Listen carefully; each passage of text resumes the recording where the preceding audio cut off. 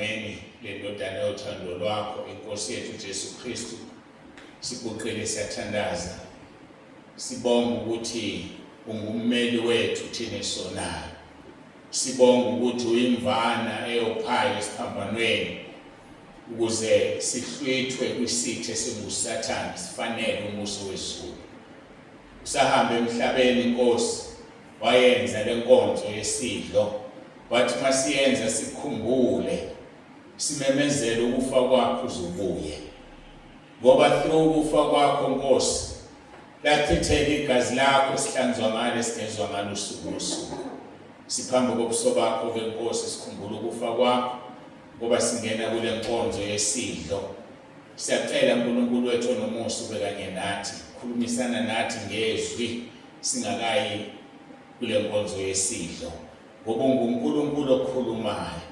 unguNkulunkulu ohlola izinhliziyo unguNkulunkulu ohlola izinso bese uyakhuluma kumuntu ukuthi wena isidlo awukakasifaneli noma wena ususifanele siyacela ke uNkulunkulu wethu ngomoya wakho oyingcwele wenza umsebenzi uyibusise lenkonzo nenkonzo yezwi ezolandela sinikela kuwena izwi lakho maluwenze umsebenzi njengoba imvula yehla neqhwa lehla kunethisa umhlaba ungaphindeli emuva uthe kanjalo nezwi lakho uyolilinda likwenze ulithume khona likwenze lingabuyeli emuva lingakwenzanga lingabuyeli emuva lihambaze siyacela ke namhlanje Nkosi ukhulumisane nebandla lakho sizinikela kuwe asinayo omunye uNkulunkulu ngaphandle kwakho asimfuni futhi omunye uNkulunkulu ngaphandle kwakho njengoba izwi lakho lithi akuzange kube khona uNkulunkulu ngaphambi kwakho ngeke abekhona futhi emva kwakho ngoba likhi ngaphambi kwakho nengemva kwakho unguye njalo iminyaka yakho ayinakuphela siyathoba sibonga ukwambulelwa ukhonza uNkulunkulu ophilayo abanye bekhonza uNkulunkulu abafile siyabonga ngosudumo oluthathu ube kanye nathi kulezi inkonzo ube nathi kulolu suku uJesu Kristu inkosi Jesu Kristu inkosi. Amen. What a mighty God we serve. What a mighty God we serve. What a mighty God we serve.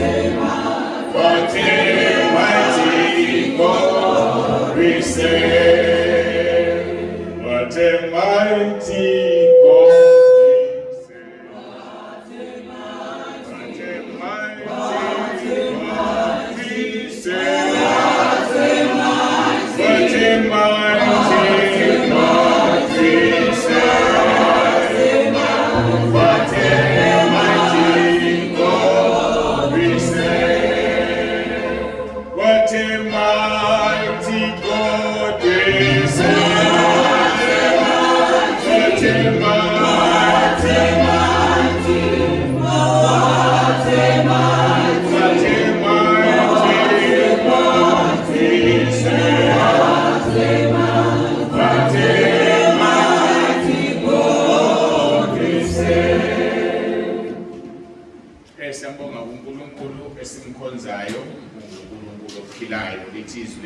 bakhona banezandla abakwazi ukwenza lutho banemlomo bakhuluma banezindlebe abezwa banezinyawo abahambi thina sikhonza uNkulunkulu ohambayo ophilayo ophendulayo imikhuleko sibonge kakhulu befakazela yena ukuthi uyiphendule imikhuleko sizoya ezweni lenkosi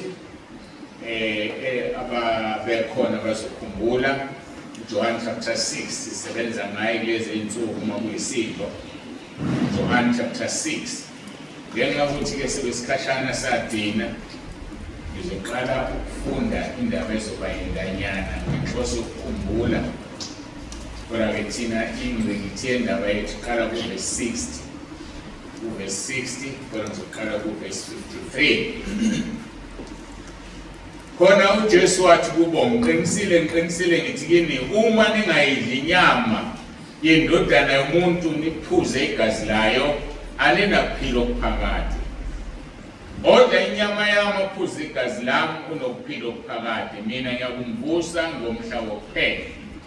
Verse number 55. Ngokuba inyama yami ingukudla isibili negazi lami lingukuphuza isibili. Odla inyama yami aphuze igazi lami uhlala kimi nami kuye. Verse 57. Njengalokhu ubaba ophilayo ungithumile, nami ngiphila ngobaba, lowo ngidlayo naye uyaphila ngami. Lesi siyisinkwa esehle ezulwini, kungenjengalokho okhokho benu badla imana bafa. Osidlayo lesi sinkwa uyaphila phakade. Verse number 39 or 59. So lokho wakukhuluma esinagogeni efundisa eKapenawume. 60. Ngakho-ke abaningi kubafundi bakhe bekuzwa lokho bathi, likhuni lelizwi, ngubani ongalizwa na? Kepha uJesu azi phakathi kwakhe ukuthi abafundi bakhe bayakhonona ngalokho, wathi, lokhu kuyanithunula na? Pho uma nibona indodana yomuntu enyukela lapho yayikhona kuqala, niyakuthini na? Ngumoya ophilisayo, inyama yisizilutho. Amazwi engiwakhulumekina ngumoya angukuphila. Kepha bakhona abanye phakathi kwenu abangakholwa, ngokuba uJesu wazi basekuqaleni ukuba ngobani abangakholwa nokuba ngubani oza kumkhaphela. Wayesethi, kungenxa yalokho ngithekile ngakho ongeza kimi uma engaphiwe ngubaba. Ngifunde indaba endeke ngenhloso yokuthi understand masiqala ku verse 60 esagcina kuye ngosuku oludlule, sigcina kulisidlo engasakhumbuli ukuthi nini. Abafundi mabezwa-ke ethi odla inyama yami aphuze igazi lami unokuphila okuphakade, bathi likhuni lelizwi, ubani ngempela ongalizwa? uJesu-ke ekwazi abakucabangayo ngokukhonona kwabo, wabatshela wathi lokhu kuyanithunula na? Ngifisa sikhumbuzane ukuthi sikhonza uJesu owaziyo esikhulumayo njengamanje enhlizweni zethu. Sikhonza uJesu ozosahlulela ngemicabango nangezizinto zethu. Kusho njalo izwi lakhe eHebrew 4 verse 12. Izwi likaNkulunkulu liphilile linamandla. Izwi likaNkulunkulu lahlukanisa umoya nomphefumulo. Lihlukanisa umkandla namalunga. Lahlulela imicabango nezizinto. Akukho kusithekile ongekho bani. So unguNkulunkulu ohlulelayo, ahlulele ngeqiniso, ngoba akahluleli ngokuzwa, akahluleli ngokubona, kodwa uhlulela ngokwazi ukujula kwenhliziyo yomuntu. So uyabezwa-ke bekhonona bethi likhuni lelizwi, ubani kodwa ongalizwi. Usethi-ke pho kanti niyothini manibona indodana kaNkulunkulu inyuselwe ezulwini, uma nimangaliswa yilokhu ukuthi odla inyama yami aphuze igazi lami. Sake sachaza ukuthi inyama kaJesu izwi likaNkulunkulu, igazi lakhe umoya ongcwele. Ngoba ngesikhathi ekhuluma noMaria uGabriel ethi kuzokwenzeka kanjani indoda ngingayazi ukuthi ngikhulelwe na, uthi uGabriel amandla kamoya ongcwele azokwengana. So igazi likaJesu ine-true sense, umoya ongcwele wengama uMaria wangena kuyena. Njengoba nami nawe ubizwa ngalesibongo ubizwa ngaso ngoba igazi likababa wakho ligijima emzimbeni wakho. So uJesu kwakugijima igazi elingumoya ongcwele emzimbeni wakho. So uma ethi-ke uma ungayidli inyama yami uphuze igazi lami, awunakho ukuphila okuphakade. Iqiniso lelo, umoya ongcwele uyena okwenza sikwazi ukuhlwithwa. Uma ungenayo umoya ongcwele ngeke uhlwithwe.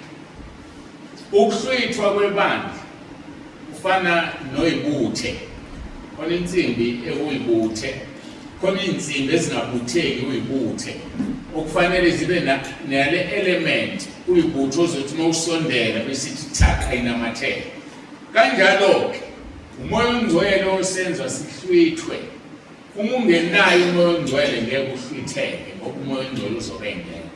Isizathu sokungabikho kamoya ongcwele ngoba uzoba unesono, umoya ongcwele akahlali esonweni.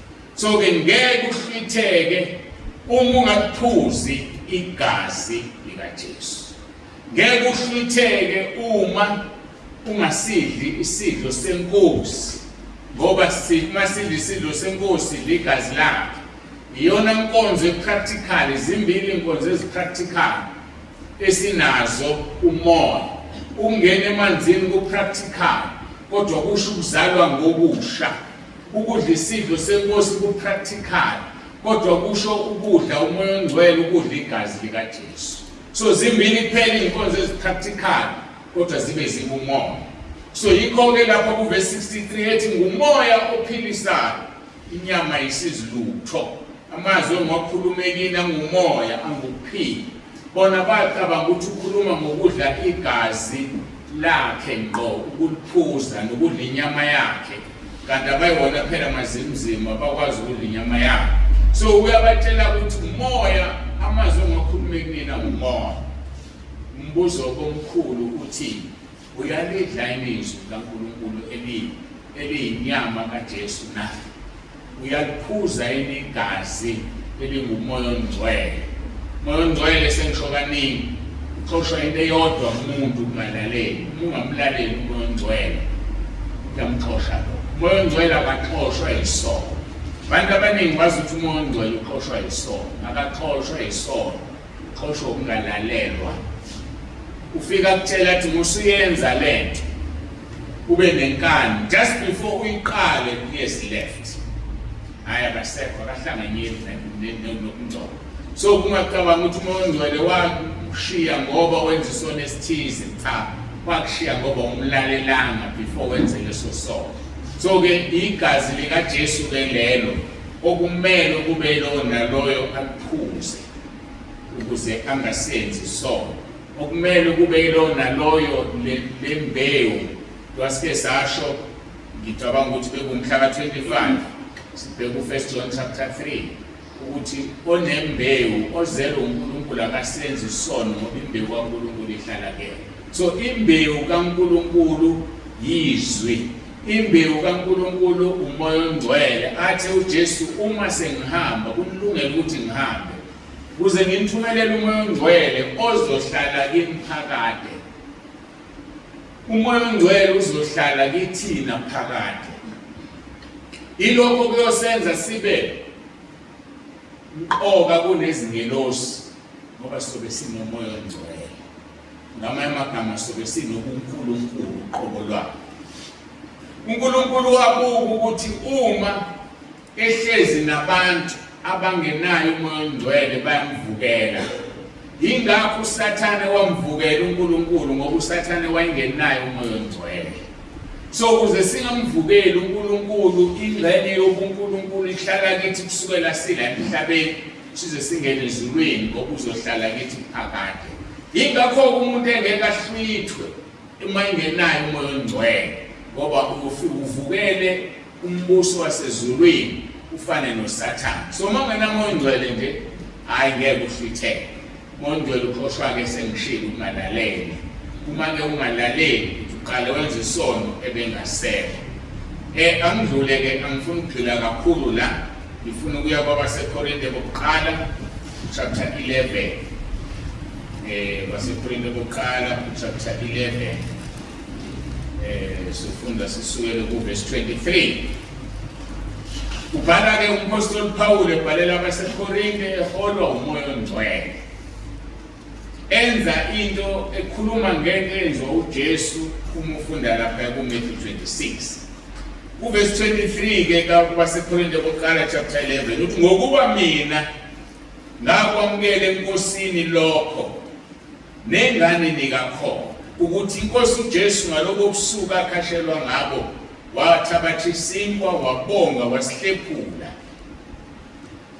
Kuverse 23 uyisimanga mawulalela kahle uthi lokho engimtshela khona ngakwamukela enkosini.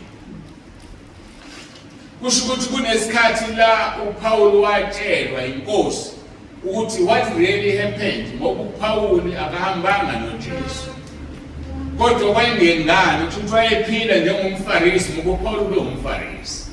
efundile esikoleni esikaGamaliyeli esasaziwa sidumile, efundile angazi-ke ngokwey'tethazi zamanje noma wayewuprofesa noma wayewudokotela noma wayeyini, kodwa ayifundile uPawulu, kodwa akazange ahambe noJesu. Ingakho wayeshaya amakholo wabopha ethi abantu abakhonza uJesu bavukela uNkulunkulu, engayi-understand. Kwaze wafela eshaya khona unyazi, wathi uJesu mzingelelani na, ukukhulu kukhahlele ey'nkandeni.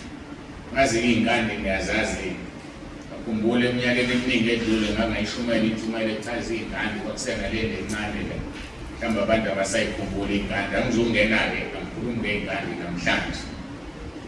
Uthi-ke wakwamukela enkosini, and usho exactly okwenziwa inkosi uJesu.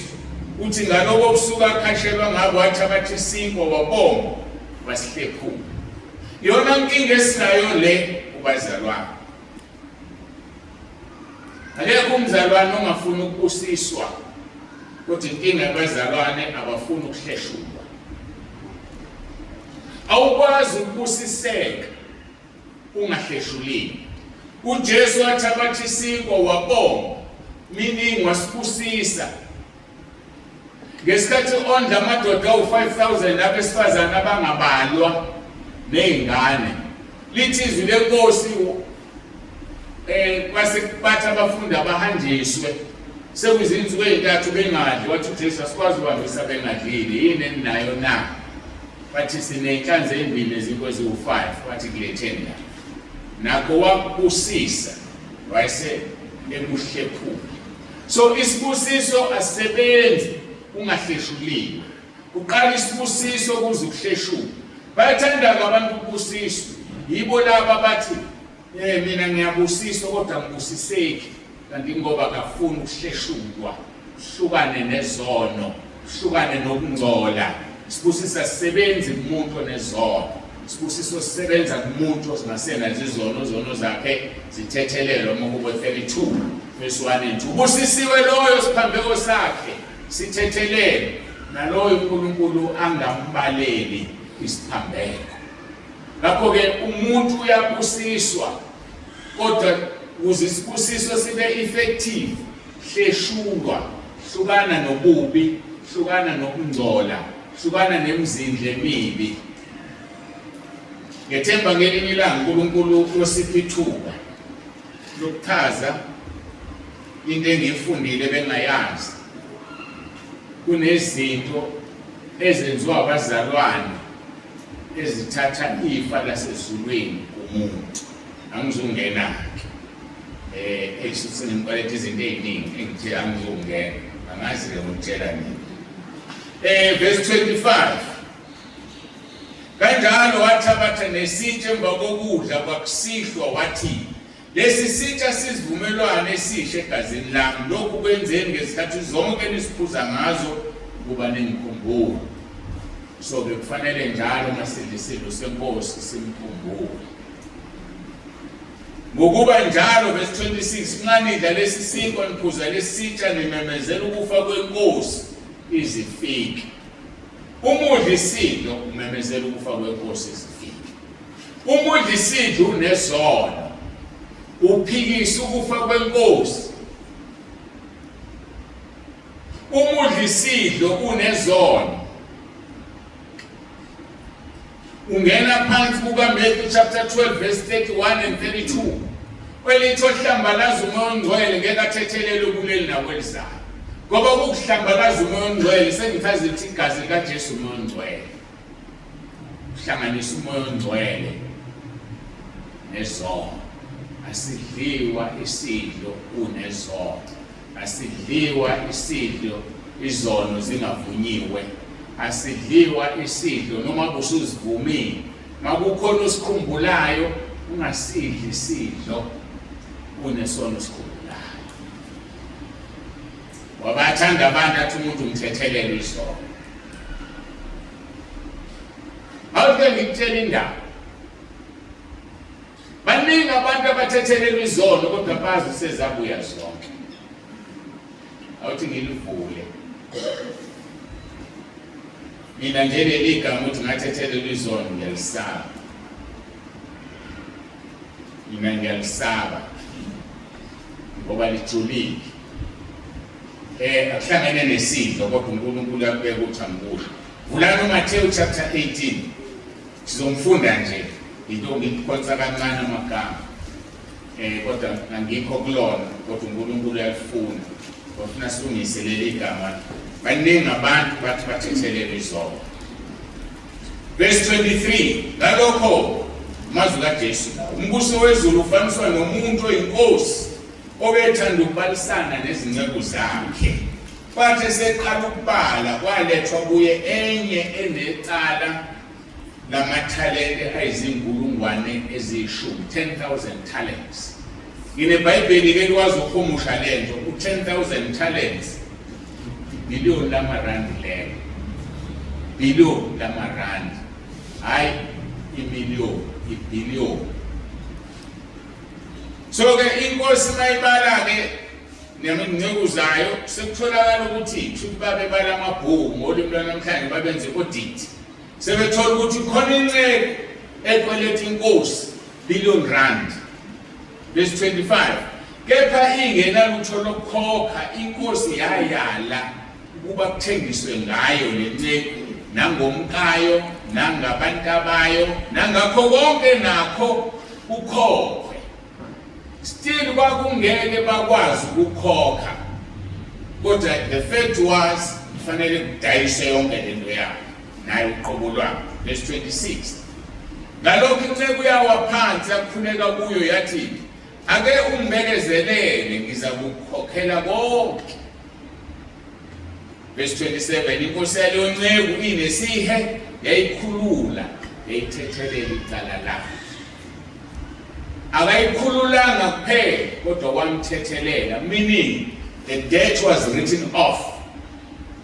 Isikweletu saqedwa saphela, ibillion lonke lakhalo watho awusakweleti. Ngoba phela uma kuthiwa wamkhulula wayezomkhulula ukuthi akahambe ayokwenza lento ayisho ukuthi uzoyikhona, kodwa waqeda ukumkhulula wamthethelela. Njengoba nami nawe masivuma izono zethu kwenzekani siyathethelelwa. Verse 28, kepha kwathi le nceki iphuma yafumana enye yezinceku ezikangenayo enecala kuyo lawo denariyo abayikhulu, 100 denariyo. So denariyo abayikhulu is about 400 rand.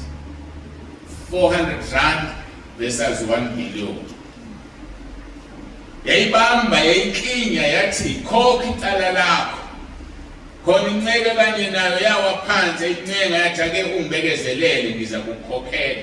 Yakhuluma exact amazwi wakhulumile enkosini. Isiyawaphisa ekhulunywe lo manje. Ngizokukhokhela. Verse 30, kepha ayivumanga kodwa yahamba yayifaka etilongweni ize ilikhokhe lelo cala. Verse 31, izinceku ezikangenayo zathi ukubona okwenzekileyo zadabuka kakhulu, zaya zabika enkosini yazo konke okwenzekileyo. Khona inkosi yayo yayibiza yathi kuyo, "Nebengi lonke lelo cala ngikuthethelele lona ngoba wanginceda. Nawe ungayihawukelanga yini inceke kanye nawe njengokuba nami ngikuhawukele na?" Verse 34, inkosi yayo yathuthe eyinikela kubaphathi betilongo ize likhokhe lonke icala layo. Ngamanye amagama lavuka icala. Livuswa yini? Ungathetheleli. So ngithi mina baningi abazalwane bathi baxolelwe izolo kodwa izolo kade bambele omunye iqhubu. Endakubuye sodwa zibuya zibe njani? Zonke. Ngoba labuya lonke icala. Ulalele kuverse 35 uthini uJesu. Kanjalo naye ubaba osezulwini uyokwenza kini uma ningathetheleli ngezinhliziyo zenu kube yilona loyo nomfowabo. Yikho-ke ngithi ngiyalisaba igama elithi ngithethelele izolo. Ngoba uyothi uthethelele izolo kanti uzithwele zonke zibuyile. Ngoba ikuhluphe kancane ingane yakho ibambela igqubu. Ukubamba igqubu uma ingane yakho yenza into namhlanje uthi izolo wena kade wenza ukuthi namhlanje futhi unegqubu. Ziphi zona esithethelele zibuyile.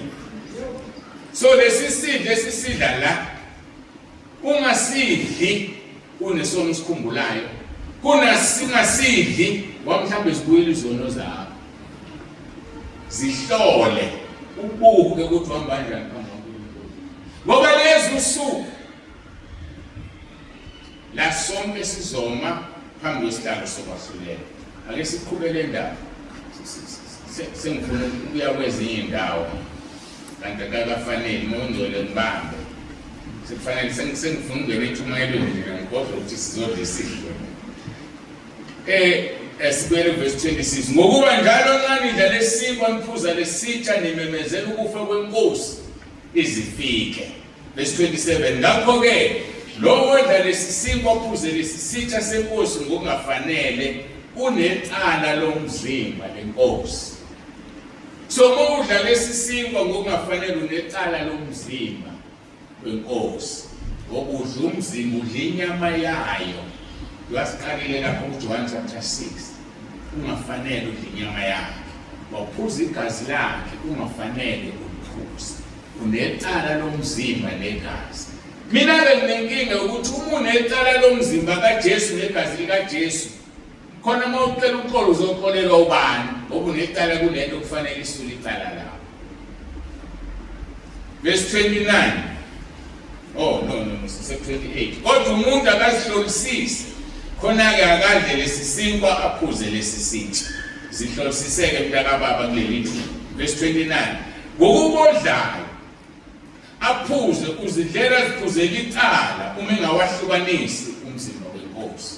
Khumbula ukuthi ngithe igazi lenkosi yini? Ngithe igazi lenkosi umoya ongcwele.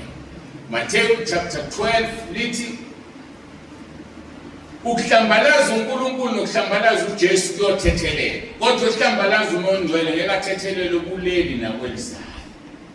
Baningi abantu badle isidlo senkosi bengekho ngcwele. Banalezi inkinga engizoyifunda manje. Verse 29. Ngokubodla yaphuza uzidlela ziphuzela icala uma ungawahlonisi umzimba wenkosi. Verse 30. Ngenxa yalokho baningi phakathi kwenu babuthakathaka.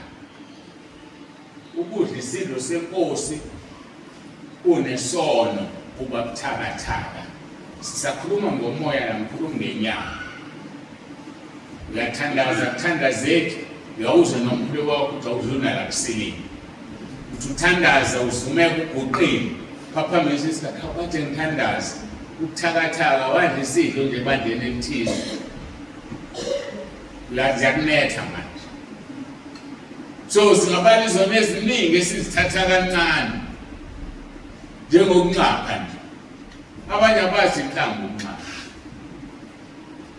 ukunxapha inhlamba efana ncamishi nale umuntu bayibiza phansi kwekhethi kamama. Ngoba inhlamba isono. Abanye bathuka izinja khishwe ngenhlamba futhi ayiphumi. Inhlamba nje le uthuka isilwane saNkulunkulu usidalile. Usozivuma isono sokuthuka inja. Nxa ayiphumi. Inhlamba le. So ngena kuliphi izulu uma silwa nezilwane zikaNkulunkulu. Asiyeke lelinye ilanga indaba yezilwane.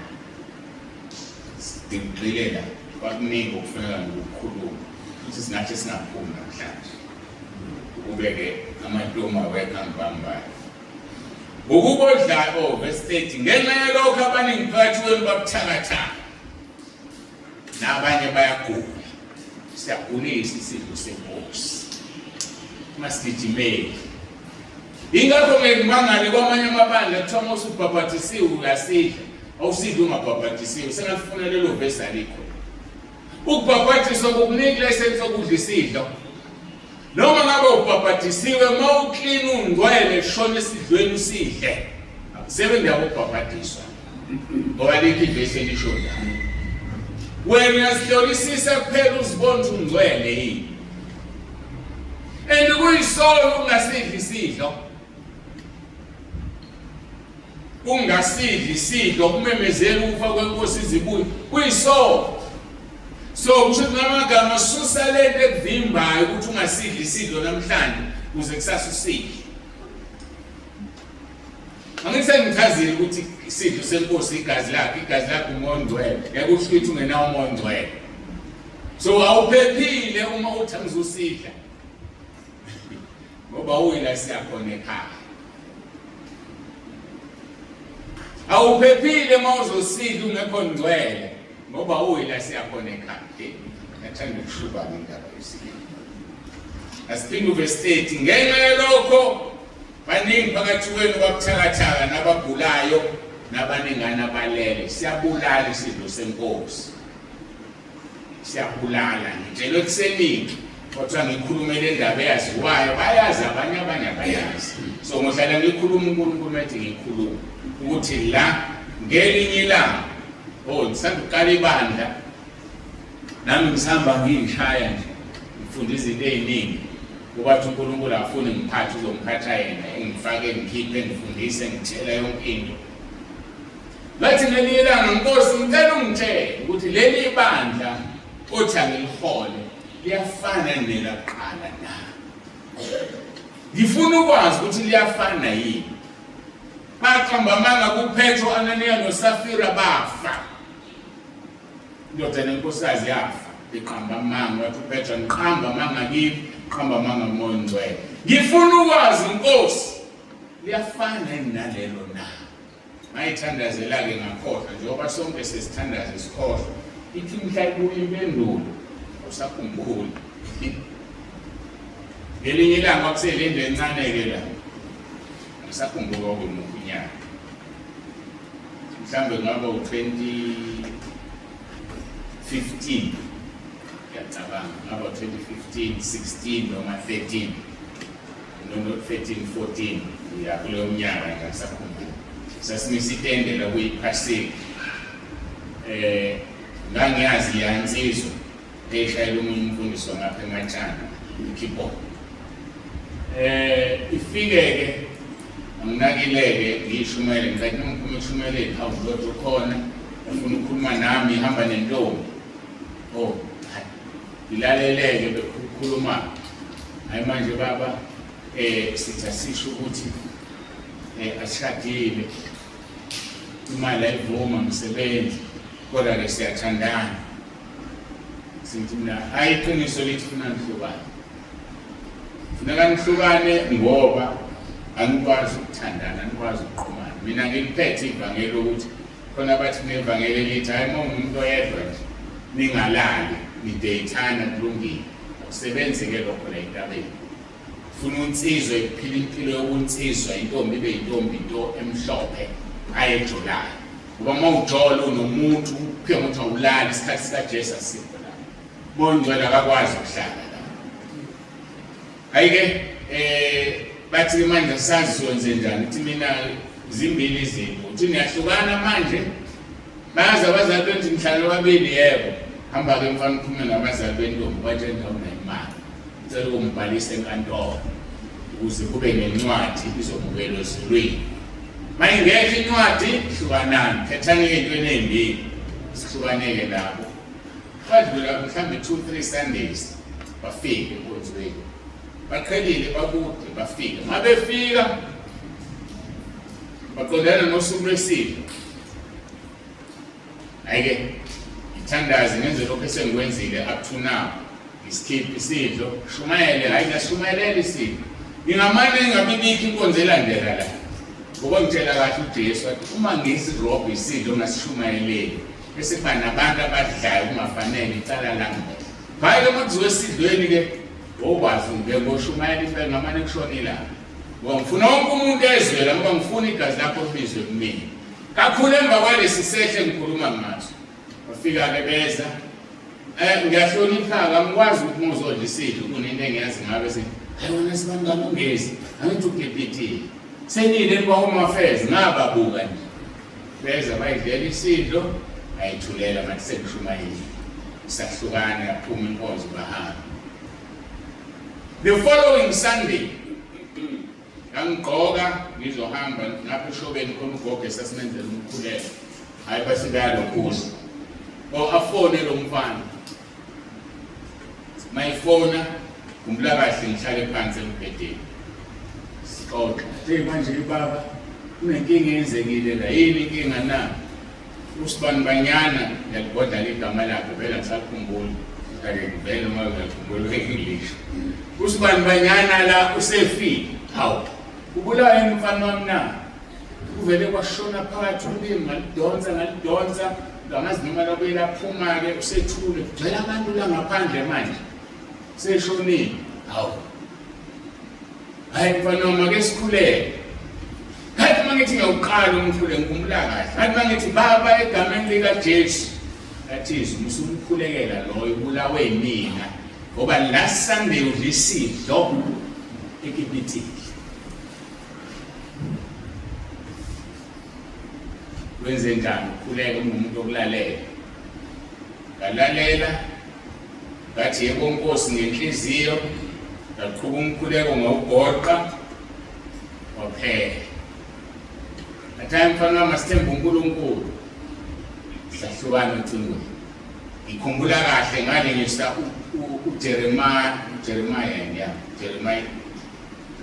lenkosi yakhulela ibhodonge ezekile nakhona yabona ngiyangeza ukuthi ake uJeremiah ngahlala embhedeni ngabheka udonga lwaluclean lungenalutho silwaba nebookshelf manje angiwavalanga amehlo ngathi Nkosi ngiyacela wenzele nje igama lakho kuthi abantu bagcwele lapha bazi ukuthi ufile lo futhi wena not ukuthi wena bayazi ukuthi sekufonelwe mina engisebenzela wena ngicela wenzele igama lakho umvusi ngizohamba ngiyobatshela ukuthi icala lakho yini ngiyacela Nkosi ngishongo futhi amen qeda ngaqoqa ngahamba ngathi mangibaka la sizothatha abazalwane ababeklina labakusaphela indlu yayincane abaklina ngesonto ekuseni yena beshobeni sonke umkhuleko bakhala uthi bengakaphumi baliphendula hey baba ngeke ukholwe ukuthi sekwenzekile thina kwenzekile usevukile lapho manje inhliziyo yami ngathi uphendule lo uqala uNkulunkulu angivale kuno ngosibili ngathi mfana wami uphendule emva kwesikhathi singanani bathi mhlawumbe 10 minutes nje noma ngaphansanyana then I knew ukuthi uNkulunkulu uphendule umkhuleko wesibili asithi hayi sambonga uNkulunkulu mfana wami siyabonga hayi ke kulungile ngisahamba ngisaya inkonzo yenu sashiyana kanjalo isidlo senkosi siyabulala ngilapho la ngikho ngathi Nkosi ngicela ungithele ukuthi ngisebandleni elifanayo nezenzo chapter 2 and that was the answer ukuthi ngilona lobani isidlo ke itrick yaso ila shiki ngifuna ungilalele kahle ngoba uzothi athi angisidla isidlo nginezona kwenzeka malutho kuye ngokuthi isidlo sisevwa ubani okuqala lo uma sisevwa umuntu ongekho clean ongasivumile izono zakhe sifana njengenamazinyo ezothi mayikuluma kube ngathi yakunwaya nje ukuluma ngesidlo kodwa uma sisevwa umuntu ongcwele phambi kaNkulunkulu usidle wena ungcolile sizokungcwaba la njengoba uPetro bangcwaba Ananiya noSafira mhlawumbe ngeke ube nenhlanhla ukusikhuleke athi uNkulunkulu uyakuxolela kuvusi so yazika isidlo sala ekhaya as long as sisasevwa yimina siyabulala umuntu esidla nesono ufuna ukubeka nje kucace ngoba angifuni ukungiphinde angifuni plan inkonzweni mafutanga service ngikhulela umuntu esefile la bese abantu ngaphandle thunzi bangithwele ngabantu waye enkosontweni wabuye esefile abasazi ukuthi anduwena odlisidwe ungcolile kete yakho ngobindela simbi kete yakho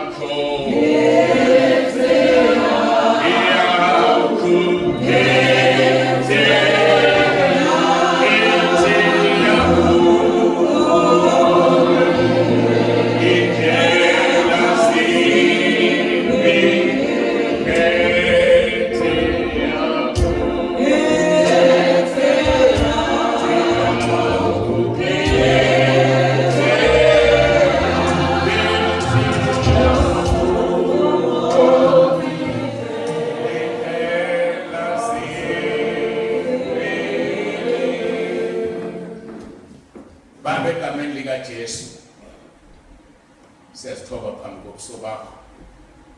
Wathabatha isinkwa wabonga wasihlephula. Wathabatha isitsha wathi phuzani nonke kuso kuyisivumelwano esihle egazini lami, isivumelwano esisha. Ngakho Nkosi ngithandazela leli wayini manje nesinkwa ukubusise kube inyama yakho negazi lakho. Ngoba yona nkonzo Nkosi ezinkonzweni ezimbili esiyenzayo practically. Ngiyacela Nkosi ukhulume nalona loyo ozozazodla. Azihlolisise azibone ufanele ukuzodla lesi sidlo. Ngoba sidliwa inoma ubani, sidliwa iloyo umoya ongcwele akhuluma naye amtshela ukuthi ulungile. Siyabonga ke Nkosi, sinikeza wena udumo, usisa lesi sitsha, busise lesi sinkwa, siwenze umsebenzi sibe ukuphila emzimbeni yethu, sibe ngabe ukufa, kodwa sibe ukufa kuloyo osithabatha kungafanele. Udumo lonke sinikeza wena, uJesu Kristu inkosi. Amen. Ngicela sifundisane-ke kancane. Ngiyazi khona abakhalayo uzodla lesi sidlo. Baba olungileyo, uNkulunkulu wethu onomusa, siyabonga ngale nkonzo. Uthe njalo uma siyenza simemezela ukufa kwakho uzubuye. Njalo uma siyenza sikhumbula lolu suku olenza ngayo nabafundi bakho. Siyabonga uNkulunkulu wethu senzele umusa kakhulu ukuthi usinike ivangeli ngo elifanayo nezenzo chapter 2. Usinike ivangeli elisezulwini. Siyabonga Nkosi, baningi bafisa ukukhonza ngeqiniso bayahluleka. Ngoba basezindaweni la ungakhonzwa khona ngeqiniso. Kuzo lezo ndawo bazama ngawonke amandla ukukhonza ngeqiniso. Inkinga ukuthi abekho endaweni efanele. Kodwa thina usenzele umusa namhlanje. Usenzele umusa nabazozo ku WhatsApp, usenzele umusa nababukayo ku YouTube ukuthi bazi ukuthi likhona ivangeli eliphilayo. Likhona ivangeli elifana nelezenzo chapter 2. Ngiyacela Nkosi sisize singadlali ngalo. Siphathise okwekhali zamantungwa. Size singene ekhaya ezulwini. Siza kube lona loyo Nkosi alizwe izwi lakho lenze. Ngoba yikho into esiyozilandulela ngayo. Siyakubonga sinikeza udumo ngale nkonzo.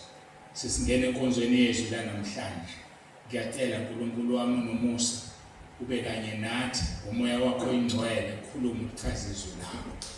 Usisa bonke Nkosi abasidlile lesi sidlo. Uphinde usize bonke Nkosi abangasidlanga ukuba ngokuzayo babe sebegudluzile ukudala ukuthi bangasidli. Ngiyabahlonipha Nkosi kakhulu abangasidlanga isidlo ukudlula abasidlile, ngoba bazibonile ukuthi abafanele, basaba wena besaba umuntu. Ngoba ukhona umunye ungesaba umuntu ukuthi bazothina ngihambe ngiyodla, kodwa uzihlolelile wabona. Yikho ngithi ngiyabahlonipha kakhulu. Kodwa ngoba hlonipha kakhulu uma ngokuzayo beyosidla sebegudluzile lento edathi bangasidli. Basizeke uNkulunkulu wami nomusa wasifela sonke. Usifune ezulwini sonke abasidlile nabangasidlanga. Singathi singahlala kuwe noma umoya wombuso usivukela, singayishiyi indawo yakho njengoba ushilo kuMshumayeli 10:4. Iba nathi-ke kule nkonzo uJesu Kristu inkosi. Amen. Kadolona lolo suku evukile abenkosi ehlothiswe ubukhosi bakho sibekuthwa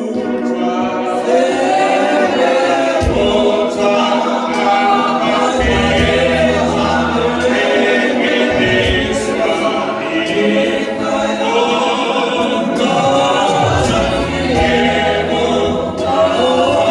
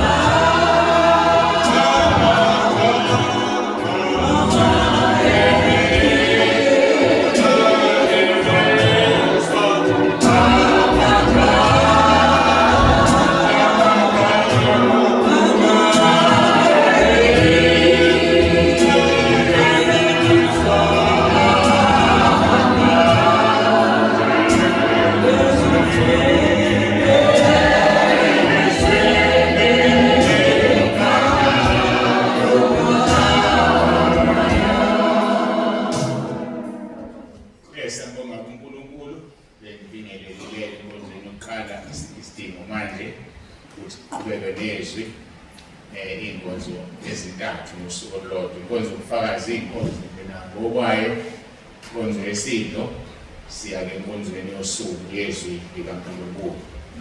Ngangithembisile-ke ngesonto elidlule, hayi bo, mhla 25, nothi ngesonto 25 ukuthi asiqedile ngo-Isaiah 9 verse 6 and 7. Ngathi sizoqhubeka namagama, sibuke namagama eNkosi uJesu, amagama omntwana. Mase ngisekhaya-ke kwathiwa ngihlaye phansi kwashuka, asizukhuluma ngamagama, asiqedanga ngokuthi umbuso wasemahlombe akhe. Sisaqhuba lelo phuzu-ke lombuso wasemahlombe akhe, kodwa yona isaqhubeka ngesande ezayo, not mhla ka-31. Mhla ka-31 eBheneza siyambonga uNkulunkulu sidinile saze sabala. So-ke ngeSunday-ke yokuqala onyakeni sobe sisaqhubeka naleli izwi, itheme ethi sazalelwa umntwana. Iqale-ke mhla ka-25, service number 2. Sizofunda ku-Isaiah chapter 9 verse 6 and verse 7, bese sihlala phezu kwendaba-ke siqhuba ukuthi umbuso uyakuba semahlombe akhe. Verse number 6, ngokuba sizalelwa umntwana siphiwa indodana, umbuso uyakuba semahlombe akhe, negama lakhe liyakuthiwa umluleki omangalisayo, uNkulunkulu onamandla, uyise ongunaphakade, inkosi yokuthula. Verse number 7, umbuso uyakuba mkhulu ukuthula kungabi nakuphela esihlalweni sobukhosi sikaDavide nasembusweni wakhe, ukuze uqiniswe, usekelwe ngokwahlulela nangokulunga kusukela manje kuze kube phakade. Ukushisekela kaJehova Sebawothi uyakukwenza lokhu. Ngeke kwenziwe umuntu, kuyokwenziwa ukushisekela kukaJehova Sebawothi. Sikhulumile-ke kakhulu mhla 25 ukuzalwa komntwana lokuphiwa indodana. Sakhuluma ngombuso ukuba semahlombe akhe, kodwa siqhubeka lapho-ke sadinga khona. uJesu Kristu inkosi, uJesu Kristu inkosi, uJesu Kristu inkosi. Bekubasiza abantu babe sekhaya lezwi, ngoba sekhaya lezwi ayikho kweqhayo, uzithola zonke nje, noma abawukho kodwa uzoyithola uma usekhaya lezwi. So noma kukhona ekuphazamisile Sunday wangabibikho, kodwa uzoyithola uyilalele. Awuthi ngichazelele ukuthi kuhle ukuhlanganyela, neBhayibheli lithi kuhle ukuhlanganyela. Kodwa uma kunesimo esiphoqayo ukuthi ungeze inkonzweni ngesonto, number 1, bika, ungaveli nyamalale. Number 2, awuthathwa njengomuntu olovile uma usekhaya lezwi, ngoba inkonzo uzoyithola. Kodwa usiyozilovisa wena-ke uma ungayilaleli, ngoba izulu liyakubonda uyilalelanga. Thina sikuthathe njengomuntu olovile. Sinalowo musa entabeni ukuthi uma usekhaya lezwi ayikho into ekudlulayo, ikudlula ngoba wena uvumela ukwenqena ukuthi ulalele, uvumela ungabi namadatha. Nalento yongabi namadatha ayilungile. Mase kuthiwa kuyiqiniso, ayilungile. Izalwa nathi akanamadatha, ebekwazi ukudla, engalale engadlile kodwa akanamadatha okulalela inkonzo. Yingane semqoka ukudla komphefumulo nokudla kwenyama.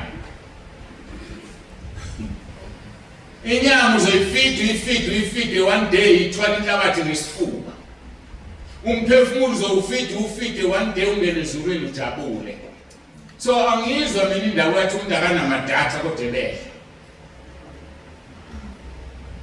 Ngiyamuzwa ukuthi anginawo amadatha nokudla sengingakade ngakudinga, akanamali ngempela lo. Ufane nomuntu ulambile anakho ukudla kodwa uyawuthenga ugwayi uyabheka. Ulambile anakho ukudla kodwa uyatholakala ethaveni uyaphuza. Ingane ilambile ekhaya unaye ukuphuza yena. Eyibona into ehlangana nalena akayihlangana. anginawo amadata kodwa uyadla wena. Awu kahle ngani. Nansi ithi iphente yamadata musulalela inkonzo kulamadata. I-download. Ukudownloada mhlambe u10 seconds depend ukuthi network lo ndawo enjani. Mhlambe u15 seconds noma iminute. Usuvala amadata si-downloadekile useyilalela awuvule amadata. Amadata asebenza ukuyi-downloada nje kuphela. Mase sifikile kuwe usuvala amadata akho usazilalelela. Abanye abaqondi lokufuna lokho eyilalele evula amadata. Sengikhumbula nayo i-challenge esinayo. Sine-challenge. Sengikhuluma nawo wonke umuntu nosekhalizo. Hayi inamba zami bazivala. Usathana umenge. Hayi bazivala. Namhlanje ekuseni umuntu oyedwa uthunyelwe ubaba uKhoza ngithi hayi lo muntu uyedwa. Ngeke bayivalele lo muntu oyedwa. Kufanele ngithumele invite. Ngithi thofo ngimsele. Nginelo ukungena la groupini ngithi ngiyam-add abavele bathi you are no longer allowed to use WhatsApp. Ngomuntu oyedwa nje so kusho ukuthi-ke isitha siyalo. Ngiyacela abantu abadala nibafundise uYouTube ngoba engathi uYouTube uzodina kuyiyona ndlela esiya kuyona. Abantu basubscribe ukuze ungathi uma uvula uYouTube uye ethombeni zabantu abanqunu. Subscribe izokutshela lento ephezulu ukuthi isikhona inkonzo. Cindezele yona futhi lento ekutshelayo ubeshona inkonzo engqoyila lele inkonzo ubeka ifoni yakho la. Ngoba impela kuthanda ukusinda, ivaliwe nje enye inamba. Ikho ngiphethe lo telefoni yami endala ugogo wafuna ngibe namafoni awu2 la. Manje ngisiza ukuthi yini angwalahla amafoni ami. Ungafika lapha ekhaya ngazi mangani noma u5 noma u6. Akhona sebenza ongayaphili. Sengicabanga lokufuna ama-SIM card amasha wafaka la mafoni angasebenzi. Ngithi mangivala lawa asebenzayo vele ngithumela imessage asithutheni sekunamba ethile nenamba ethile sisebenze basivale sithuthe sibuye kulezi. Angazi ngicabanga naleyo nto manje kodwa nje angisakwazi ukusebenza angisakwazi nje asiluleke lapho. Bengichaza ngendaba abantu abathi abanamadata okulalela inkonzo. Ihlazo neleyo uma ukwazi ukudla ukwazi ungabe namadata. Sikhuluma-ke ngombuso osemahlombe akhe. Inkosi uJesu Kristu ithi asizange sichaze kahle ngokudlule noma-ke saphela isikhathi singayigcwalisanga indaba ukuthi uma usemahlombe akhe umbuso kusho ukuthini. Uzobusa kanjani lo mbuso osemahlombe akhe. Adresa leyo issue-ke manje. Ngoba mhlawumbe abanye abamazi uJesu bethi bayamazi ngoba bamqonda ukuthi uzobusa kanjani. Masibheka izwi lenkosi Isaiah chapter 11 siqala sibheke verse 1 kuya ku5.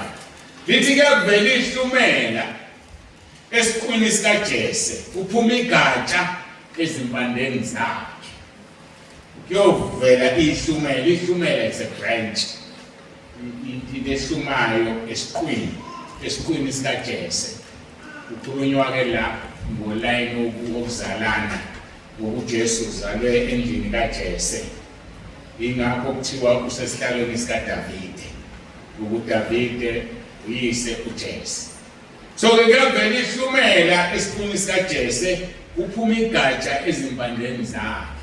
uNkulunkulu kunayo lento yokuthi uma ekhuluma nomuntu akhulume ngelevel umuntu azoyi-understanda angakhulumi njengoNkulunkulu. Uma ethi kuzovela ihlumela esiqwini sikaJese wayekhuluma namaJuda nama-Israyeli ayehlonipha umndeni wakaJese ngoba kwavela uDavide inkosi. So uthi-ke kuzophuma ihlumela kulo mndeni ngoba ukhuluma ulimi abazoluzwa. Kube wathi kuzokwehla ingelosi kuzokwehla inkosi ezulwini babengeke bezwe. So yikho babehlezi bathi noma esefikile uJesu oPawulu bengabaFarisi bababulala abazalwane ngoba babengaboni ukuthi sekuyilo leli hlumela. Kodwa libe livele kuyo indlu kaJesu. Umoya kaJehova verse 2 uyahlala phezu kwakhe. Umoya kaJehova uyahlala phezu kwakhe. Nizokhumbula ukuthi sithintile eMthatha 25. uJesu ezalwa namanje futhi ngithintile ukuthi Jesu ezalwa umoya ongcwele ngabo uMaria. Ngesikhathi uJesu eyobhabhathiza uJohane kwavuleka izulu kwehla umoya ongcwele njengejuba ofika kwahlala phezu kwakhe. Isho njalo lelizwi umoya kaJehova uyahlala phezu kwakhe. Sikabala ngehlobo luni umoya kaNkulunkulu uwodwa noma uyedwa kodwa eyedwa umoya kaNkulunkulu neziphiwe yini. Nazi iziphiwe zanikezwe uJesu. Umoya wokuhlakanipha akekho umuntu akasoze futhi abe khona oyohlakanipha njengoJesu la emhlabeni. Uthola uSolomon wacela ukuhlakanipha okuphile kodwa ngeke kufike kukaJesu. Ngoba kukaJesu wayebona izizindla abatshela abaFarisi athi awunikhononelani na. So ke umoya wokuhlakanipha lowo nowokuqonda understanding kodwa uthi uhlakaniphe kodwa umuntu angaqondi. Khona ke isisho sasisho thina sisakhula masihlukanisa abantu iyazi ubani abehlakaniphile kodwa kube welusa akelusa ngoba khona ukuhlakanipha okudlala umuntu owelusile nokuhlakanipha komuntu ongakazeluse. Mhlawumbe abanye abangizwayo kakhulu wesifazane abaphezulusa. Ake ngikhulume ngesikole. Khona ukuthi umuntu athola isibanibani abehlakaniphile ukube waye esikoleni. Sinengizwa manje. Akayanga esikoleni kodwa uhlakaniphile kube waye esikoleni ngabe uyijini. Ngoba khona ukuhlakanipha okudalwa isikole ukodwa nje. Bese bakhona lokho uNkulunkulu wemvelo. So yena ke unikezwe umoya wokuqonda understanding. Umoya wokuhlakanipha. Umoya wamasu. Ingakhize amahubo 1 verse 1 ethi ubusise umuntu ongahambi ngeziluleko zababa. Mawudinga iseluleko guqa phansi ngamadolo ukuze kuJesu nomoya wamasu uzokunika ukuthi kufanele wenze njani uma usenkingeni. Ngokuqala ekusini umoya umuntu ongakhona. Manje ithi iBhayibheli ubusise umuntu ongahambi ngeziluleko zababa. Opposite lapho uqala ekusini ohamba ngeziluleko zababa. Khona abantu abalanda iziqalekiso zokuthi uyakholwa uye kwamakhelwane ayobuza inkinga anayo makhelwane engakhona. Uyolanda ikhesi nje izihlalele. Bese lithi lelizwe uma 1 verse 1 busise umuntu ongahambi ngeziluleko zababi ongami endleleni yezoni. Khona isiqalekiso silanda nje ngokuthi uhambisana nabantu abayizoni. Uzwile umfana ufakazela usemusha ekukholweni. Kodwa bamzondela ukuthi akahlangane nabo mabephuze noma benze izinto. Uyayisiza ngoba kuya kwakhe khona uyohlala nabo ngoba efuna bamthande. Athi hayi ngizophuza siyoxoxa nje. Uselanda isiqalekiso sokuyohlala enkundleni yesikole. Ubani wena ohlala naye? Ubani wena ophuza naye iti? Umuntu okholwayo usindisiwe. Basophuma ilandela isiqalekiso. Izwi licacile limnandi bona. Lunje phela lidinga ukuthi lichazweke. Bese lithi ubusise umuntu ongahlala enkundleni yabaqholodayo. Enkundleni yabaqholodayo. Sekulula-ke manje sekuthiwa khona iy'nkundlazane zokuxhumana. Sekwenza umuntu ayi-understand-ele. Uma usegrupini okuthukwana kuyo, usegrupini okuphikiswana kuyo, ulahlekile ulanda isiqalekiso. Awuyihlaleli ngane ekhaya lezwi ngoba ekhaya lezwi ayikho impikiswano. Abajolela amagroup bathi mabengena nje athi umuntu manje lana ngizokwenza njani mina kuthiwa admin iphela obhalayo.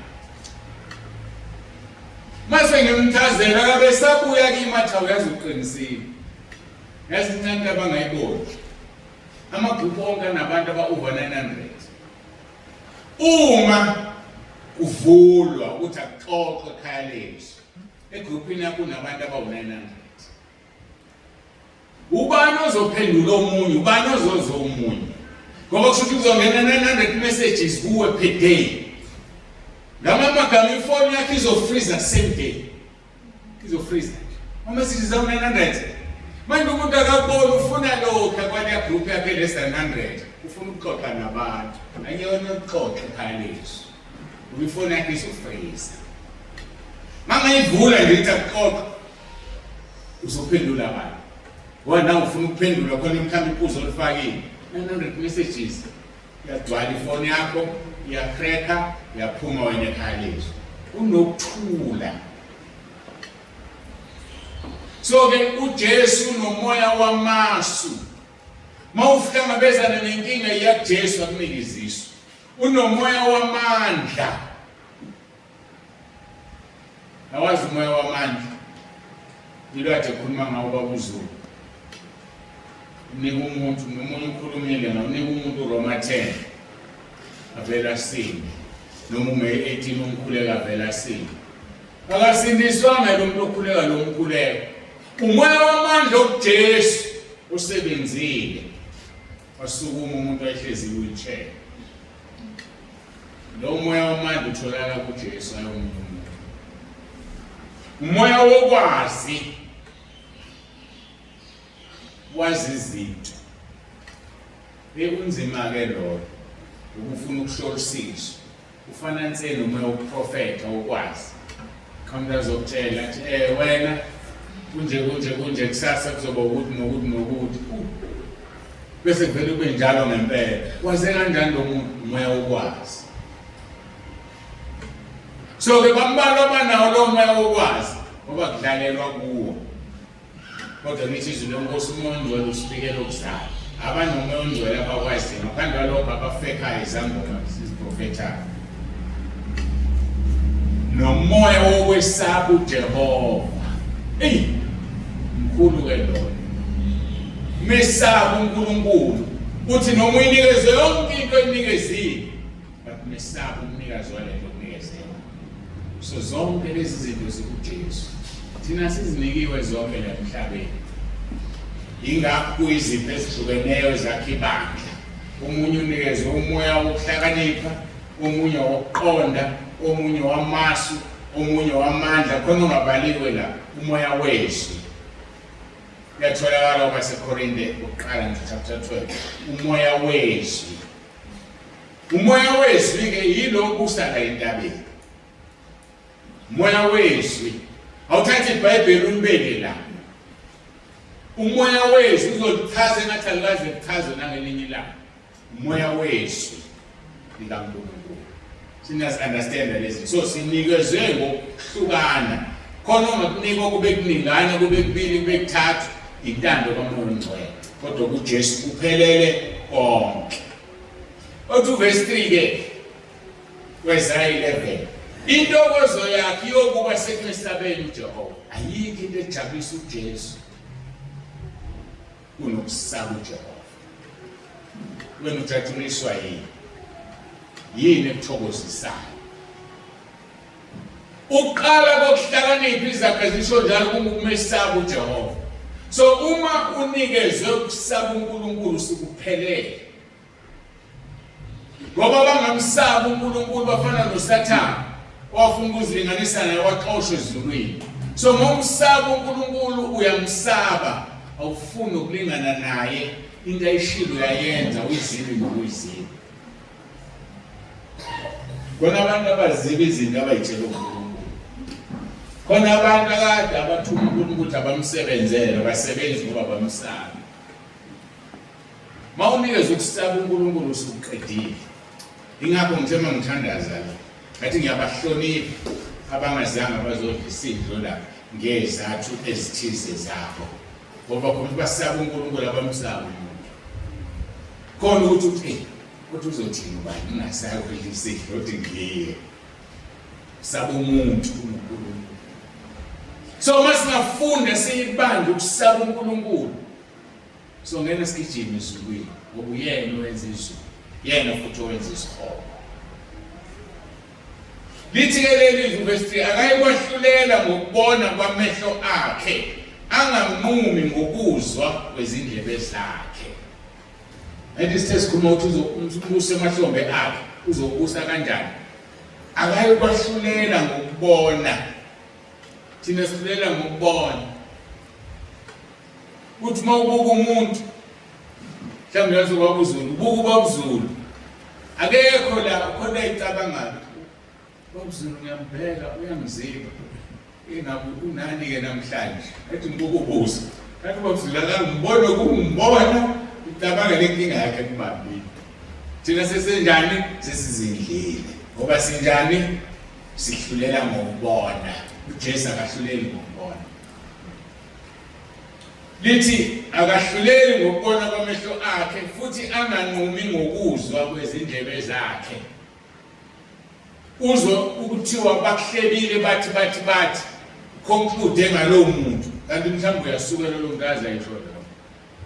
Uhlulela ngokuzwa. uNkulunkulu akasisizi. Sivala indlebe zethu. Sivala amehlo ethu. Uvuleka amehlo kamoya. Ingakho izwi lenkosi eFirst chapter 6 verse 10. Lithi asibambene nenyama negazi. Sibambene nembuso namandla obumnyama. John 2 verse 12 Lord. So asidlule kumuntu.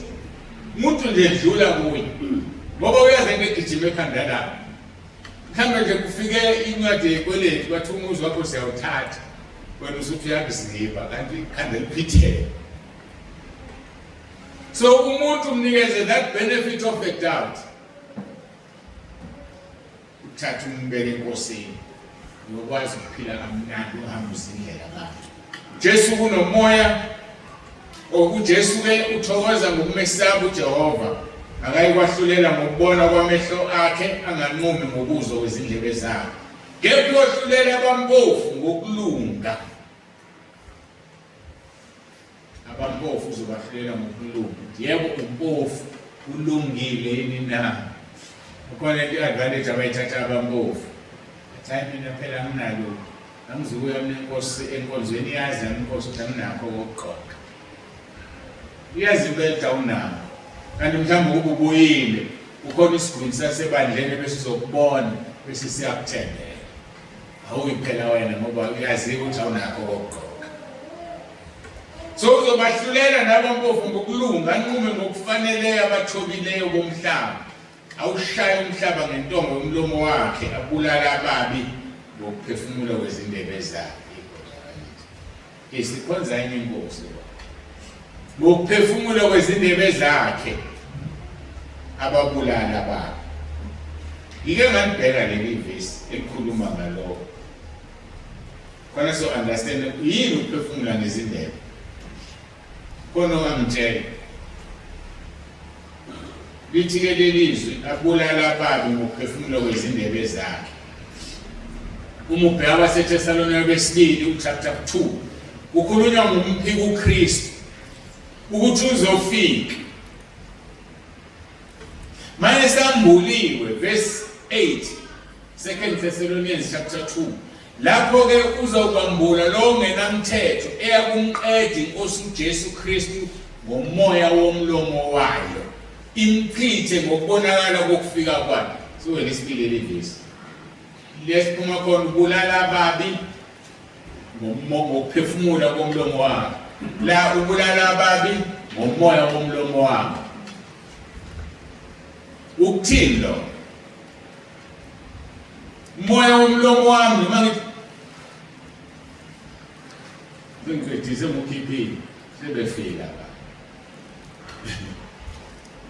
Nomphiko uKristu omqeda kanjani ngomoya womlomo wakhe.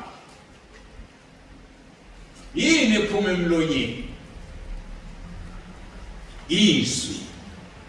Moya ba-Efesu lithi inkemba eyizwi likaNkulunkulu. So masingafunda ukukhuluma izwi singabazalwane. Ufunda ukuthi uthandaza izwi, ukhuleko kwakho uyophendula. Umoya womlomo wakho loyo izwi likaNkulunkulu. Inkemba izwi likaNkulunkulu. Lapho kwisambuluzo kushiwo kuthiwa kuphuma inkemba emlonyeni wakho. Usho izwi. Masingafunda ukwenza izwi so esiqedile. Kulelo ingane yakho uquote izwi. Isaiah 53 verse 5. Ngemvimbo yakho siphilisiwe, inkosi iphilisa lengane. uyophila manje ayikusasa. Funa ukukhuluma ukhuleke izwi. Umoya womlomo wakhe. Umoya womlomo wakho. Khuluma izwi. Masafunda ukukhuluma izwi bafowethu. Ngabe sihambile ekhobeni. Mawuthandaza nje. Yekele kezwa uthandaza ugingqile. Yilimi after yilimi. Ake ugingqizwe emva kwezwi, uphume kwelinye ungene kwelinye. Ubonakala ukuphendula lulizwi. Usumbize kangaka ubiza yena phela mokhotha amavesi. Makubiza uthambo wakrema, hambe wakrema. Nani uqaleke icala sikiso tukrema iBhayibheli. Kodwa wena wokremela ukulokhu uzenzela abantu, ukremela ukwenzani? Ukuthi mawukhuleka ukhothiswe. uGoogle usasenzela into elu. Yabona uGoogle, nandina Googleisha nenimfundayo. Ubhala uthi Google inikeza izwi lokukhulekela umuntu ogulayo uzowabuyisa wonke mhlawumbe u40 amazwi. Thathe nengane yakhe yakho ukhule kwabhekile.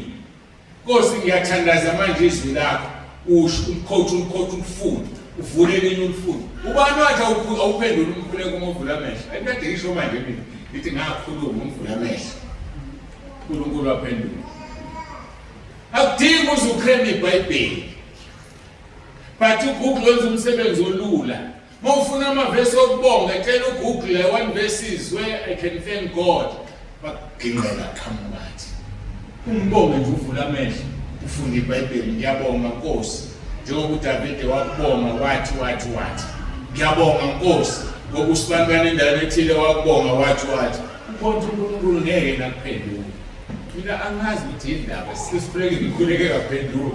Ilula ngendlela emangaliso. Yazi ukukholwa kulula. Siyakusimplifya njengamanje. Asikusimplify nje. Kulula ukukholwa. Mhlawumbe lento yethu ukuthi zazi ukuthi khulekela umfundisi. uNkulunkulu akayena umfundisi bazalwane. uNkulunkulu wethu sonke. Akayena umfundisi uNkulunkulu. Uma phela bekuka umfundisi. Ngabe mayolo umfundisi uNkulunkulu akamshaye, uyamshaya na ngokuyona. So uNkulunkulu wethu, ngiyamthanda uMakho 16 verse 17. Uthi lezi izibonakaliso zilandela abakholwayo. Akasho ukuthi zilandela abefundisi. Uthi ngegama lami bazokhipha amadimoni obani abakholwayo. Hayi abefundisi. Athi ngegama lami bazoshumayela ngelimi ezintsha obani abakholwayo, hayi abefundisi. Athi nodlokubulalayo ungabi nangozi. Nophathi inyoka zinganilumi. Abakholwayo hayi abefundisi. Athi nobeka izandla kwabagulayo basinde. Abakholwayo hayi abefundisi. Ayisiye ukuthatha izinto sinde ngabefundisi. Ngoba siyafana nabo uNkulunkulu siyalingana. Umholi nje wesithuthana umebhedla umgudluza avuso umuntu. Niyabona ukuthi ukholwa kulula. Acha ngipholile. Yazi ukuthi niyangizwa. Ukholwa kulula sikwenza kube simple. Iba umngani wezwi, iba umngani weBhayibheli. Uzokubona ukukholwa kusimple.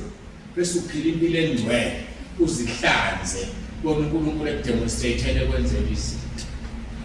Umbone nje kwenzela izinto esimangalisayo. Uzuqhatha uNkulunkulu nawo wangenzela awubenzeni ngabanye bayithanda ukuphendula athi ukuthi abalenzi izwi lawo.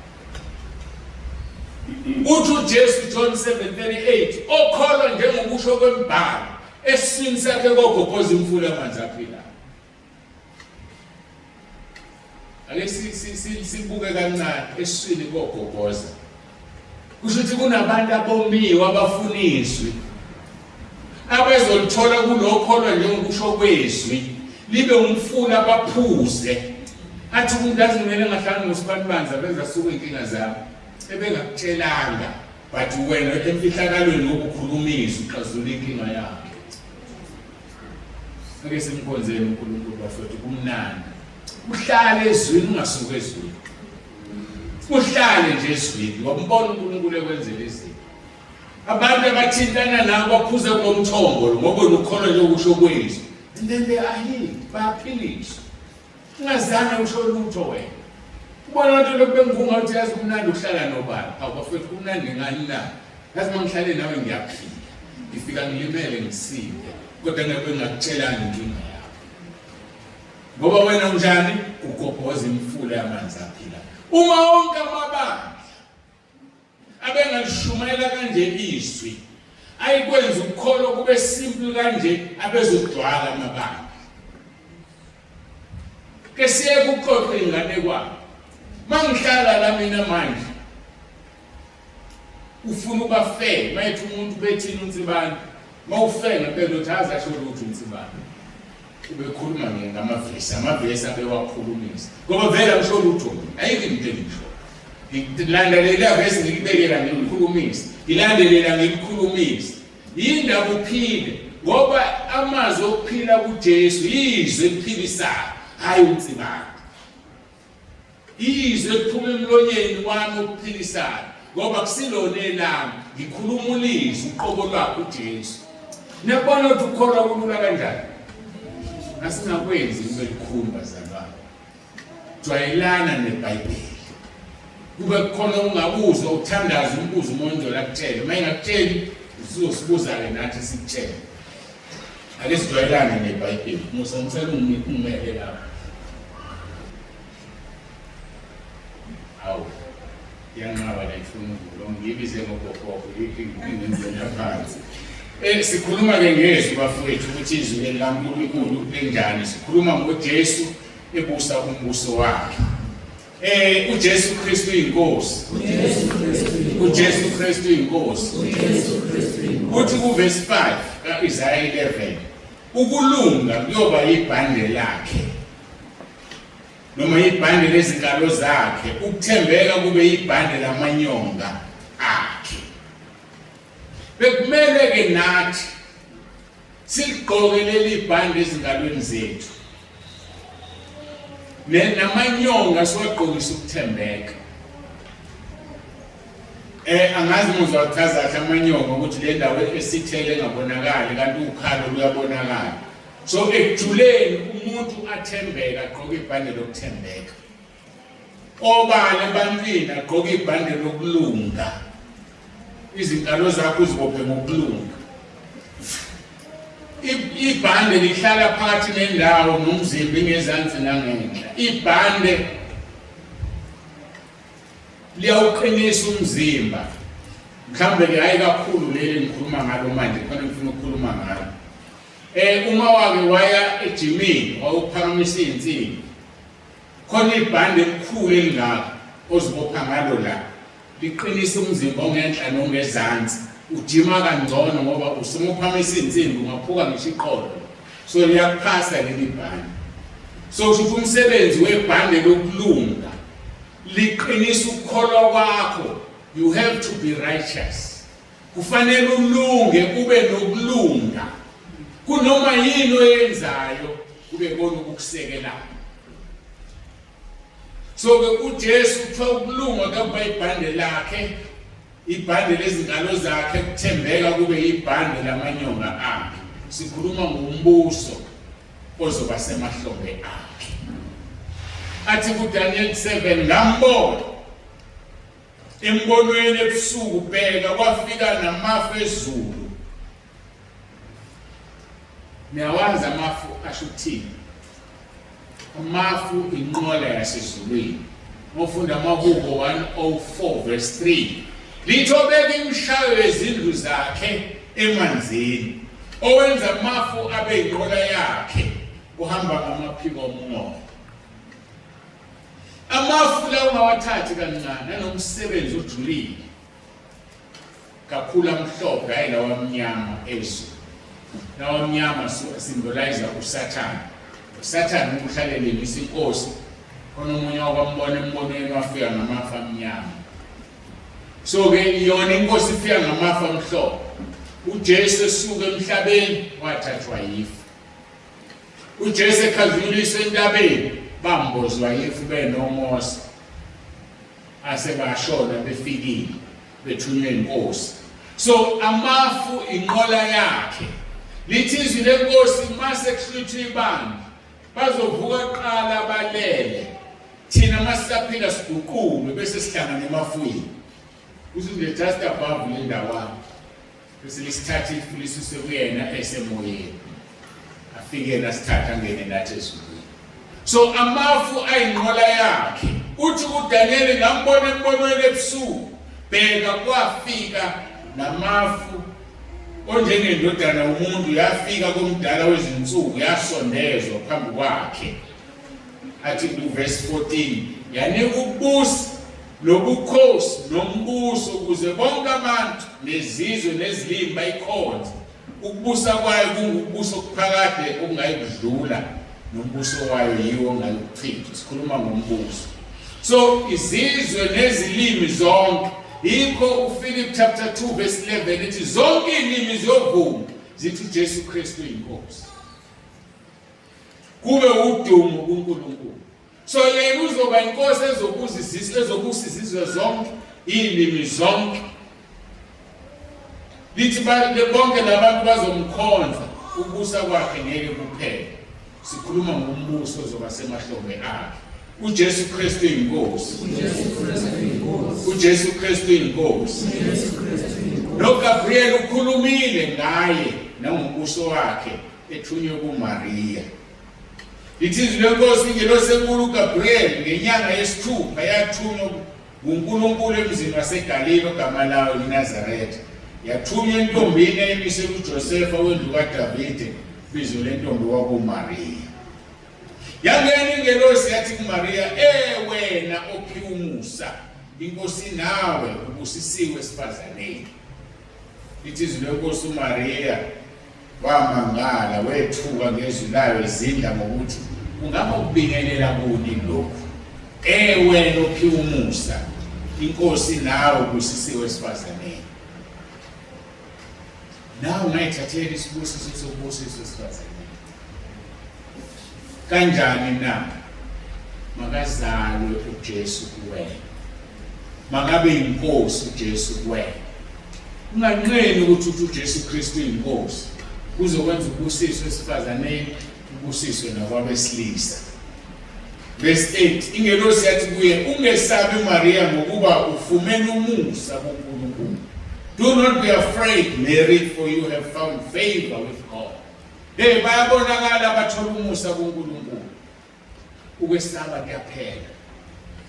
Mawunokwesaba awutholanga umusa kuNkulunkulu. Izaga 28 verse 13 ofihla iziphambeko zakhe akayiphumelela kodwa izivuma zishiye uzothola umusa. Umusa utholakala ngokuzivuma isono sishiye. Hayi ngokuzivuma kuphela uthi ngavuma izono zakho. Wazishiya na. Njengoba thina ekhaya sinikwa inkonzo ukuthi uzibhale. Mawusuke wasibhala sishiye. Hayi kuzoshiya umuntu ukhulume ngoba bonzebani. Ngoba ngenzeka ungaphindi ukhulume naye. Ukufika usuku lokufa ungakakhulumi naye. Usaqhubeka nesono sibhalile. Sibhala uhlukane naso ukuze uthole umusa. Itheke umusa ungenawo uyesaba. Akukho ukwesaba othandweni. 1 John chapter 4 verse 18. Kepha uthando olupheleleyo luyaxoshwa ukwesaba ngokuba ukwesaba kunesijeziso nowesabayo akaphelele othandweni. uJesu Kristu inkosi. uJesu Kristu inkosi. Eyisemkhathele. Semkhathele. Ake ngikhulume la magama bese ngiyiphethe inkonzo. uJesu lithi uyokuba inkosi yendlu kaJakobe kuze kube phakade nombuso wakhe awuyikuba nakuphela. Sithola lapha kuLuka mawuqhubeka. Uzoba inkosi yendlu kaJakobe. Umbuso wakhe awunakuphela. Pho sikhuluma phithina kuJakobe. Mawufunda uGalatia 3 verse 7 lithi abokholwa ibona abangamadodana kaAbraham. uAbraham uzalwa uIsaka, uIsaka azalwa uJakobe. Uthi uNkulunkulu uAbraham noIsaka noJakobe. So uma ukhonza lo Nkulunkulu, uJesu uzoba inkosi kaJakobe. So wena mawumntwana kaNkulunkulu nguJakobe, uJesu inkosi yakho. Khona inkinga enginayo yile. Abantu abamelana nokuthi uJesu Kristu inkosi, nabamelana nabantu abathi uJesu Kristu inkosi, basho ngokusobala ukuthi bona uNkulunkulu kaAbraham, uNkulunkulu kaIsaka, uNkulunkulu kaJakobe akasiyo uNkulunkulu wabo. Ngoba kuthiwa uzoba inkosi yendu kaJakobe. So uma ke wena ungafuni ukuthi uJesu Kristu inkosi, ulingisa bambulala. Angithi ubani uPilato wabhala ukuthi inkosi yamaJuda esiphambanweni. Bakuhlaba bahlonipha ngoba kusho uPilato babengakufuni. So namhlanje bonke abathi abafuni ukuthi uJesu Kristu inkosi bafana ncamishini amasosha ambethelayo. Awuthi ngisho statement esibhodi ngegunya engilinikeziwe elifana nelikampostoli uPaul lapho kwabaseGalatia 1:8-9 ethi, kepha-ke noma kungaba yithina noma ingelosi evela ezulwini elishumayeza elinye ivangeli eliphambene nalelo esangishumayeza lona, makabe ngoqalekisiwe. Umuzi Paul eqalekisa yini? Uthi uma noma yimina noma ingilosi noma ubani umshumayeza elinye ivangeli ngaphandle kwaleli esangishumayeza lona, makabe ngoqalekisiwe. Verse 9, njengalokho sesishiye ngisaphinda nakalokhu ngithi, uma umuntu elishumayeza ivangeli eliphambene nalelo enalamukelayo, makabe ngoqalekisiwe. Ngiyaphinda ngegunya engilinikeziwe kuMathewu 16:19 noMathewu 18:18 elithe ngibophe emhlabeni iboshwe ezulwini, ngithi mina namhlanje omelene negama elithi uJesu Kristu inkosi, nomelene nayo osho njalo uyaqalekiswa as I speak right away ngegunya engilinikeziwe. Ngiyayazi-ke le ngizogijima igijime yonke indawo, ngizobona ngombala sengibaqalekisile ngegunya engilinikeziwe. uJesu Kristu inkosi, uJesu Kristu inkosi, uJesu Kristu inkosi. Umbuso uzoba semahlombe akhe ephethe zonke izikhiye zokufa nezehayidesi. Akekho ozosihogweni ngaphandle kwakhe, akekho ozezulwini ngaphandle kwakhe. Nalabo abangalifuni igama lakhe elithi uJesu Kristu inkosi bophaphama esihogweni. Asithandaze.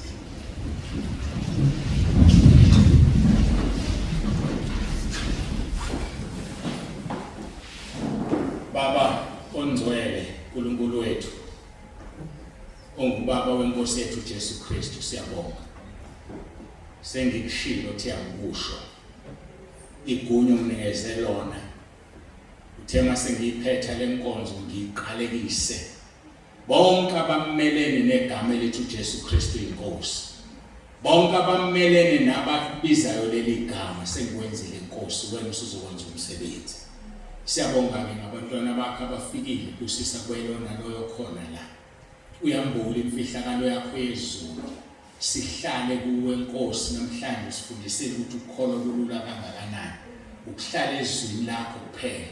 Uze washo kuJohn 15:7. Wathi uma nihlala kimi namazwi ami ehlala kimi nocele nikuthandayo nikwenzele. Siyabonga uNkulunkulu wethu, ingakho iphendula imikhuleko yethu. Noma sicelani yasenzela. Ngoba siyazi ukuthi esicela kuyintando yakho ngoba sihlezi kuwena. Asiceli okungeyona intando yakho, ingakho usiphendula. Siyabonga Nkosi ukuthi usikhumbuze ukuthi umbuso usemahlombe akho. Uma usemahlombe akho konke kulawulwa uwena, ngoba uphethe ihluthulelo zokufa nezehayidesi.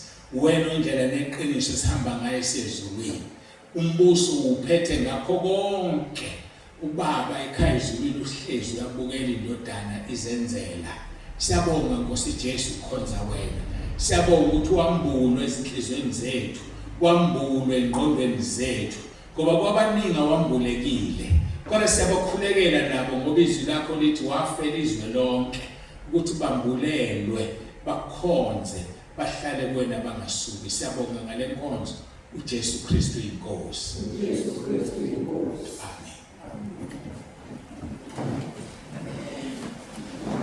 Amen. Ngibusela umkhathi ohlelo. Sanibonga uNkulunkulu kakhulu. uJesu Kristu inkosi.